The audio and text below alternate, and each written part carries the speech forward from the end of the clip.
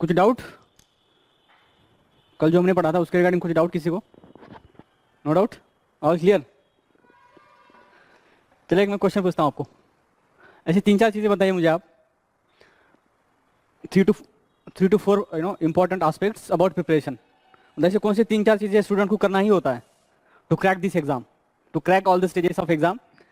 What do you think, what's your opinion? हाँ हाँ, पढ़ाई तो करनी है बस, ऑफ कोर्स पढ़ाई तो करनी है, विदाउट पढ़ाई कैसे होगा। बट पढ़ाई करने के लिए पढ़ाई भी हमें डेली करनी है, क्या करनी है क्या नहीं, ठीक है, ये चीज़ होती है ना। ठीक है, I agree on that, revision is must. क्यों रिवीजन करना है? Because we come across multiple subjects, we come across multiple aspects about those individual subjects. We are supposed not to only remember factual aspects but current development also. Analysis भी हमें पता होना चाहिए, interlinkages पता होना चाहिए। तो इतना सारा करना है तो इन वन रीडिंग में नहीं हो पाएगा, क्योंकि हमें जितना मल्टीपल रिवीजन करोगे, और that revision also depends upon your strength and weak areas. जिस सब्जेक्ट में आप स्ट्रांग हो उसका कम रिवीजन करेंगे तो भी चलेगा, जिस सब्जेक्ट में वीक हो उसको स्ट्रांग बनाना पड़ेगा। कैसे स्ट्रांग बनाओगे? रिवीजन करके। ठीक है, मल्टीपल रिवीजन अगर आप ही करोगे तो एग्जाम के समय, जैसे कि आपने सुना होगा, ऐसे कुछ स्टूडेंट्स होते हैं जो 6 घंटे में लक्ष्मीकांत जो पॉलिटी का बुक है उसको रिवाइज कर लेता है। सो वो स्टेज तभी अचीव कर पाओगे अगर उससे पहले अगर आपने 10-7-8 बार रिवाइज किया होगा। तो मल्टीपल टाइम रिवाइज करोगे तभी आपको पता चलेगा कि इसमें से ये चीज़ है जो मैं भूल सकता हूँ या भूल सकती हूँ। Then while revising that particular book, most of the चीज़ें आपके दिमाग में रहेंगे, बस आप जो चीज़ में भूलने की ज़्यादा पॉसिबिलिटी है उस चीज़ को आप क्या करते हो, रिवाइज करते हो। तो multiple revision is the key to enhance your retention power. Retention power होगा तभी कम से कम समय में आप रिकलेक्ट भी कर पाओगे, उसे अपने शब्दों में लिख भी पाओगे। इसलिए आपको जैसे 10 मार्कर क्वेश्चन होगा तो आपको कितने शब्दों में लिखना है? 150 वर्ड्स में लिखना है। ठीक है, 150 वर्ड्स में लिखना है इन 7.5 मिनट, राइट। इसका मतलब क्या है?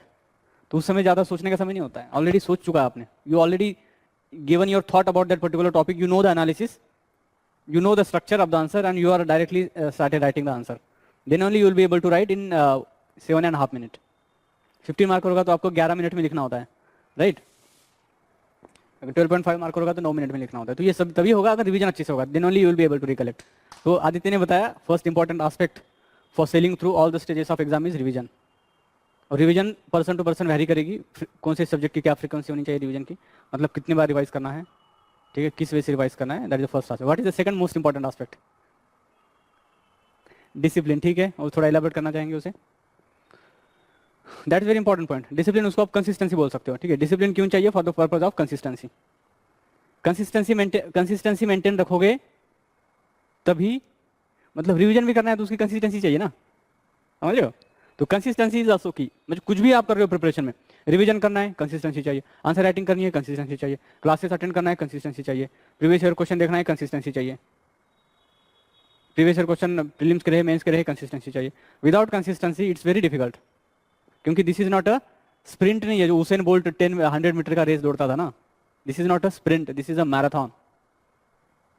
तो कंसिस्टेंसी आपको रखनी पड़ेगी। तो कंसिस्टेंसी कब रहेगी? If your plans are feasible plans.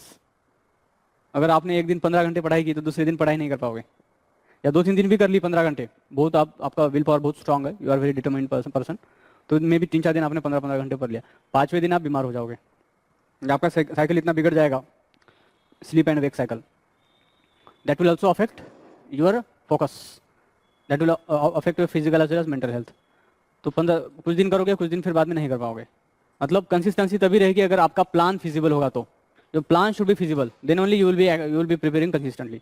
अगर प्लान फिजिबल नहीं होगा तो कंसिस्टेंसी मेंटेन नहीं रह पाएगी। तो unnecessary you will be judging yourself कि यार प्रिपरेशन मेरा नहीं हो पा रहा है, कंसिस्टेंसी मेंटेन हो नहीं पा रही है तो मैं नहीं कर पाऊंगा। ऐसा नहीं होता, आप नहीं कर पा रहे हो क्योंकि वो कोई भी नहीं कर पाएगा, क्योंकि आपका प्लान ही फिजिबल नहीं है। अभी क्रिकेटर, अब जो भी क्रिकेटर हर मैच में एक्सपेक्ट नहीं कर सकते उससे कि वो 100 मारे या हर बॉल पे मारे या हर बॉलर को मारे, फिजिबल नहीं है ना, क्योंकि it requires a lot of strength, बहुत सारी चीजें कंडीशंस होती है। तो आपको प्लान को फिजिबल बनाना पड़ेगा कि करना है, कंसिस्टेंसी मेंटेन रखनी है, तो क्यों मेंटेन नहीं हो पा रही है, साइंटिफिकली आपको लिस्ट डाउन करना पड़ेगा कि रीजंस क्या है लैक ऑफ कंसिस्टेंसी के।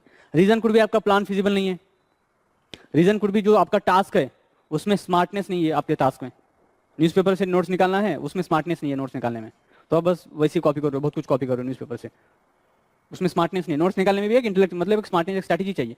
हर चीज़ को आप नोट डाउन नहीं कर सकते हो। करोगे तो फिर कुछ दिन करोगे, बाद में नहीं कर पाओगे, तो उसमें कंसिस्टेंसी आपकी ब्रेक हो गई। आंसर लिखने हैं, डेली 10 क्वेश्चन का आंसर लिखने का टारगेट रखोगे तो 2-3 दिन लिखोगे, चौथे दिन नहीं लिख पाओगे। इससे अच्छा 2-2 लिखो डेली, या 3-3 लिखो, जो भी फिजिबल है उतना रखो। क्योंकि कंसिस्टेंट रहोगे तभी you will discover your strong and weak areas. Daily basis पे आंसर लिखोगे या कुछ एज पर योर प्लान अगर कंसिस्टेंटली आंसर लिखोगे तभी आपके इश्यूज को आप डिस्कवर करके उसके ऊपर काम करोगे। तो ये सेकंड की कंसिस्टेंसी। और क्या होता है, बस 2 more minutes, after that we will start our topic. हाँ, रिसोर्स शुड बी लिमिटेड, तो that is part of feasibility, तभी कंसिस्टेंसी रहेगी। एक ही सब्जेक्ट की अगर 4-4 बुक्स पढ़ रहे हो, ठीक है, और पैरेलल नोट्स बना रहे हो on the basis of 4 other books for the same subject, by referring 4 different books you are making 4 different notes. इससे क्या होगा, कंसिस्टेंसी नहीं रहेगी रिवीजन की, एक रिवाइज कर पाओगे दूसरा नहीं कर पाओगे। तो resources should be limited, you should be revising instead of reading 10 books for one particular subject, you should be revising that one particular book 10 times. Single book 10 times revise करो rather than reading 10 books single times. ठीक है, ये चीज़ है। What else? सबसे important चीज़ आप लोग भूल गए, you should know your enemy. Enemy का टेक्निक क्या होता है, एनिमी कैसे वार करता है आपके ऊपर, उसके वेपन्स क्या एनिमीज के, उसके एनिमीज में कौन से एक्सपर्ट्स है, क्या उनकी स्पेशलिटी है, previous year questions, that's true. Films के लिए, मेंस के लिए, ऑन द बेसिस ऑफ, क्योंकि हमारे पास एक सिलेबस तो पता है जो यूपीएससी ने दिया है, सेकंड सिलेबस होता है प्रीवियस ईयर क्वेश्चन। सिलेबस में भी हमें किस टॉपिक के ऊपर यूपीएससी प्रायोरिटी देती है, we should know that. That's why previous year question क्यों हम बोलते हैं कि रेफर करना चाहिए, because on the basis of previous year question only you will get a fair idea about specifics about those syllabus points.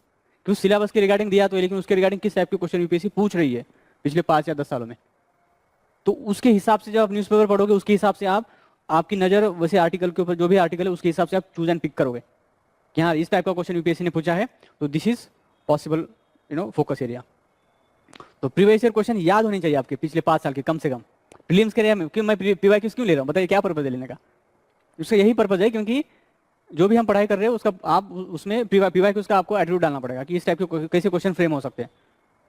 जैसे मैंने बताया था वस्कुलर वाला जाइलम फाइलम, तो मैंने बताया कि अलगी, मोजेस और आपके फंगी में क्या होता है, they are non vascular photosynthetic organisms. ठीक है, तो ये अब ऐसा कुछ भी क्वेश्चन आ सकता है, कुछ आ गया कि which of the following producers of photosynthetic organisms are vascular, you should know this things है, तो नोट डाउन करते रहो ये चीज़ें। ठीक है, तो 3-4 चीज़ें क्या क्या है बताइए अभी जो हमने बात की। फर्स्ट है कंसिस्टेंसी, डिसिप्लिन। सेकंड इन्होंने बताया था रिवीजन, प्रीवियस ईयर क्वेश्चन, और क्या बताया था? हाँ, पीवाईक्यूज आ गया, उसमें रिवीजन आ गया, ठीक है, कंसिस्टेंसी आ गई, आपका लिमिटेड रिसोर्सेस आ गया। ठीक है, तो इसके अराउंड ही सब रिवॉल्व करेगा, अभी इसके अराउंड ही सब रिवॉल्व करेगा जो भी रहेगा। इसके आप जो भी बुक पढ़ रहे हो, it should revolve around PYQs, it should revolve around your syllabus, उसके हिसाब से सब वैरी करेगा। ठीक है, I hope you got some perspective about right way to prepare for this exam. ठीक है, आपको पता होगा, लेकिन I am emphasising on this because you should also be emphasising on this.